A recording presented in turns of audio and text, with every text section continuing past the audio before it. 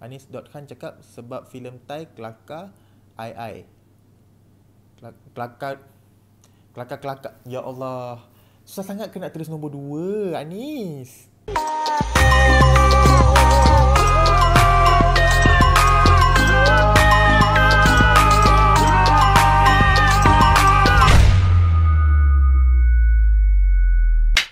Hi everything, nama saya Wari dan selamat datang ke Wayang People Foreign Friday Talk keempat. Seperti kita cakap dalam episod yang lepas, kita masih tak ada format lagi untuk talk show yang sendu ni. This time, saya buat recording dari bilik tidur sajalah. Juga mencerminkan kehidupan anda yang sentiasa duduk di bilik tidur, tengok Netflix dan makan aiskrim. Sebab tak ada siapa nak kahwin dengan kau. Anyway, sepanjang bulan Julai, Wayang People dengan bantuan anda semua, para scorers, yang alhamdulillah ya, scorer kita makin banyak lah setiap minggu. Thank you so much guys for sending your scores and also some yang DM kita bagi komen extra. Kita ambil kira semua tu, tapi macam biasa kami lebih kepada suara kami sendiri sebab kami perasan bagus. Korang dah bantu kita di Wayang People untuk bagi skor dan review 9 filem dari negara-negara jiran kita. Ada 4 negara jiran. Kita ada Thailand, kita ada Indonesia, kita ada Singapura dan kita ada Philippines. Terlebih dahulu minta maaf Brunei, kami tak jumpa apa-apa info yang enough untuk filem-filem anda. But anyway, maybe next time. Guys, thank you so much for scoring dekat Wayang People sebab di Wayang People, you score, we review. Yes, itu dia. Terima kasih saudara Imran Ajmain yang telah membantu menjinggakan tagline Wayang People dalam segmen random line singing beliau di Twitter. Harap-harap dia tak charge kita duit atau claim royalty. Sebabnya kami di Wayang People, kita tak ada sebarang penaja dan tentu sekali kita tak ada duit. Saya nak mengambil kesempatan ni untuk mengucapkan juga terima kasih kepada mereka yang telah menonton Wayang People Foreign Friday Talk yang sebelum ni. Kalau belum tengok, ini dia. Thank you so much for watching guys. Kalau belum tengok, sila tengok. Kalau dah tengok, tolong tengok lagi untuk tambah view. Ada sikit questionnaire yang kita postkan dekat story Instagram Wayang People. Dalam episod ni, aku akan tolong revealkan results and response yang korang bagi. Perkara yang kita nak achieve this time around is kita nak lebih tahu apa yang you guys have to say rather than just me talking shit. But kalau selalunya you score, we review, then why not this time you respond, we elaborate. Baik, so sudah masanya untuk kita buka panggung. Okay, aku dah tak sabar untuk kita mulakan sebab aku dah mengantuk. Anyway, soalan yang pertama,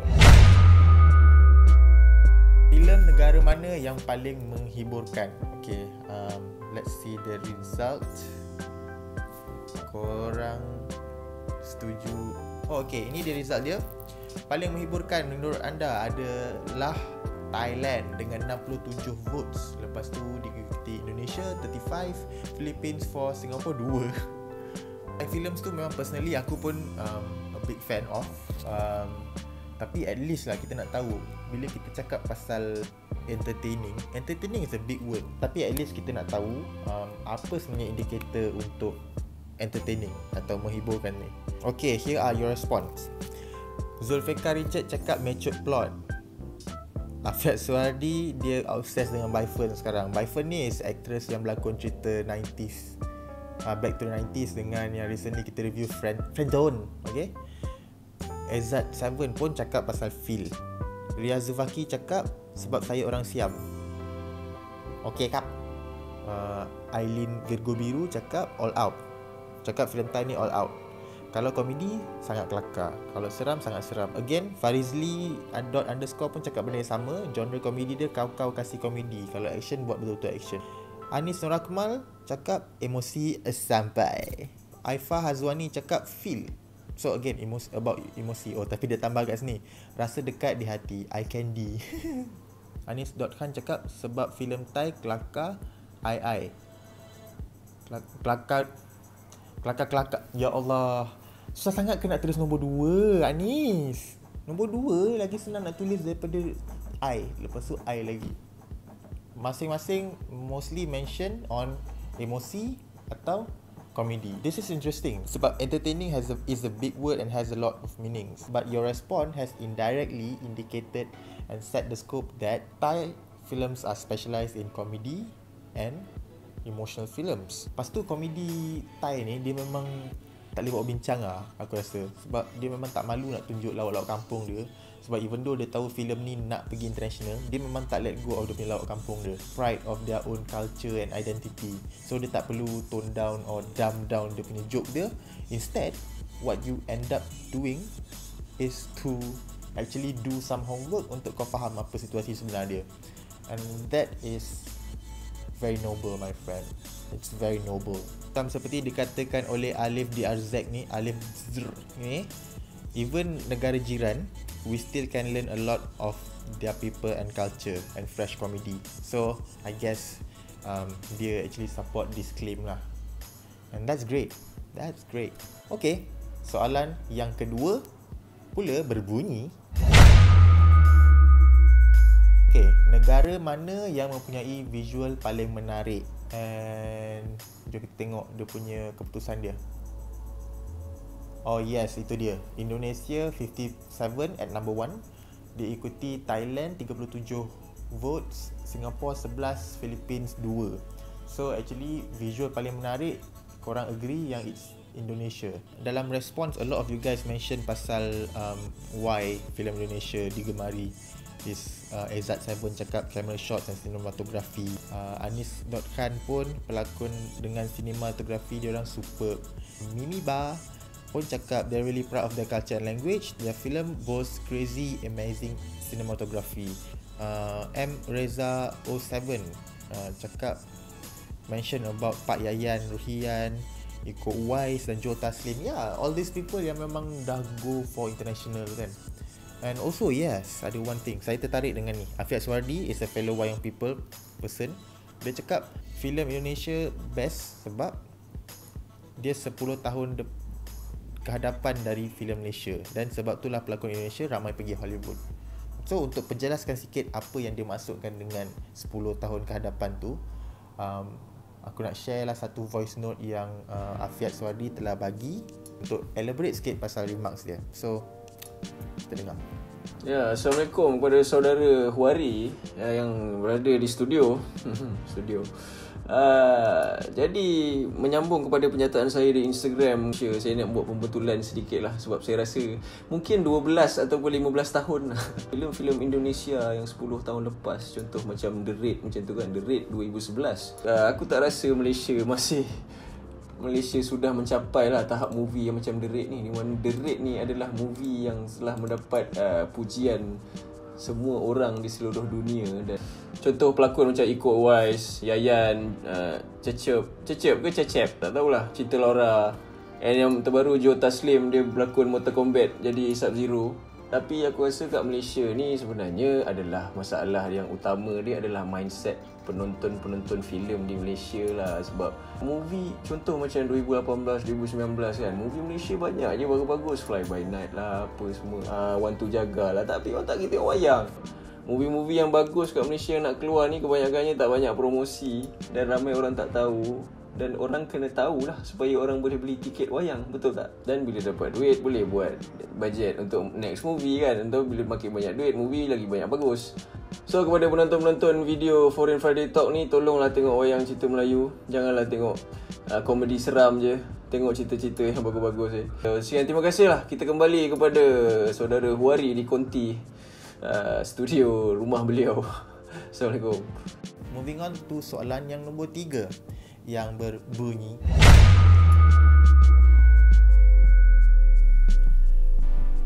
okey, negara manakah yang mengeluarkan produk filem yang repetitif? Bermaksud setiap kali dia asyik keluarkan benda yang seakan sama saja. And you guys have voted. And okay, ini result dia. Indonesia at number 1 guys. Korang 43 orang daripada korang cakap Indonesia is most repetitive. Diikuti Philippines 22 undi, Thailand 20 undi, Singapore 11. Sebab yelah, mana tanya kan, kau boleh tengok filem hantu Indonesia, like one film hantu Indonesia, and then kau tengok another one, you could have mistaken it for the same movie. But it's important to see here yang coming in second is Philippines. Pelakon cantik. Suhaimi Buhari mention yang dia watch a few but some are good. Of course, kita mestilah nak tengok yang best je, takkan kita sengaja nak tengok tak best. Oh no, aku memang suka tengok cerita yang tak best. Actually recently aku tengok cerita Kissing Booth 2. That movie sucks, sucks. Tapi nak tahu apa yang lebih suck is kalau korang continue tengok 13 Reasons Why Beyond Season 2. And then Anis Khan mention yang kebanyakan filem Philippines ni yang jadi hero dan heroine tu adalah suami isteri.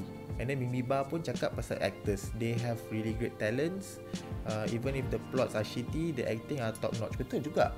Yang masa mula-mula bulan ni kita review cerita Iri, aku tengok cerita tu seksa sebenarnya. Macam cerita tu tak bergerak. Lepas tu tapi disebabkan Bia Alonzo. Again, pelakon. So tak dinafikan yang memang banyak filem Philippines ni tembus ke negara kita adalah disebabkan our knowledge about actors lah. Macam Bia Alonzo, ada John Lloyd Cruz, ada Jericho Rosales, ada Dito Campo, ada Christian Mosa. Actually aku just cakap pasal pengakuan saya dengan Sana Walang Lawakas kan. Okay, but also what I have observed is that while reviewing Filipino films this month is that they are in parallel with Hollywood punya products. That sounds good, but actually it just doesn't help to like showcase their own cultural specialty lah. So kalau lah filem macam Philippines ni dia sibuk nak buat macam Hollywood and become Hollywood, then what are the values that you are sharing? What about soalan terakhir kita pada episod ini, iaitu soalan terakhir tu berbunyi, filem negara manakah yang paling kurang menarik? Masa kami post soalan ni, kami actually dah tahu dah apa yang korang akan jawab. Like, ini dia punya results. At number 1 is Singapore dengan 60 votes. Which is like, Singapore, that's like 50% of the vote. Kenapa sih korang? Filem Singapore ni teruk sangat ke? Okay, personally lah, aku rasa sebab kita actually tak ada banyak knowledge about Singapore film. Kemunculan ibarat pulang beraya ke kampung setahun sekali. Anis Khan cakap, ingatkan filem Singapore ni macam hidup segan mati tak mau sebab tak pernah tengok pun. I don't know much about Singapore, then maybe I'll need some help. Okay, saya akan call Albert Okoko. Hi Albert Okoko, apa khabar? Hai, sihat. Saya Albert dari Wayang People lah. So okay, actually aku nak tanya kau lah, kenapa orang mostly vote filem yang paling tak interesting adalah dari negara Singapore. Oh, I'm not surprised though. Ya, tak surprise ya? Yeah, bila orang kata Singapore movies, I think lah dia macam mostly dia more to Chinese punya audience kan. Chinese audience kan. Mandarin speaking or Hokkien speaking Chinese in Singapore. If I want to watch Chinese movie, Mandarin speaking punya movie, I rather watch Taiwanese punya movie rather than Singaporean. I see. And why is that? Maybe the production value juga lah kot. Kalau aku nak tengok cerita Cina, aku rasa tengok Taiwan or Hong Kong punya cerita lah. Because I know dia punya production value dah lagi tinggi daripada Singapore or maybe even Malaysia. Tapi kecuali yang ada yang satu tu lah, Apprentice tu. The Apprentice. Yes. Which is that one is a very good one. Very good I would say it's a very good for kalau kita nak cakap pasal Singapore and Malaysia. Kan, cerita tu agak tinggi lah. Tapi kalau tak salah saya, dia banyak guna pelakon Malaysia juga. Betul lah? Betul. Mungkin sebab itu. So maksudnya, in order for that film untuk tembus filem dekat negara kita, dia pakai pelakon Malaysia ke macam mana? Very hard to say lah. Because kita punya legendary Wan Hanafi tu dalam tu yang memang pegang main watak. Itu boleh jadi lagi satu tarikan untuk orang nak tengok cerita tu. Aku rasa aku kena cut short lah benda ni. Sebab aku rasa kalau kita cerita lagi pasal keburukan filem Singapura, aku rasa kita punya channel ni akan kena ban lah kat Singapura. Okay, thank you very for calling. Okay. Bye. Tapi thank you for calling me. Okay, nanti insyaAllah kita jumpa lah. Okay, bye. Okay, minta maaf atas face mask ni. Tetapi kita harus kekal cantik. Okay, itu saja soalan pada episod sini. And yeah. So, dengan itu aku nak mengumumkan bahawa August will be our second round. Kita masih lagi akan review di filem-filem negara jiran pada sepanjang August.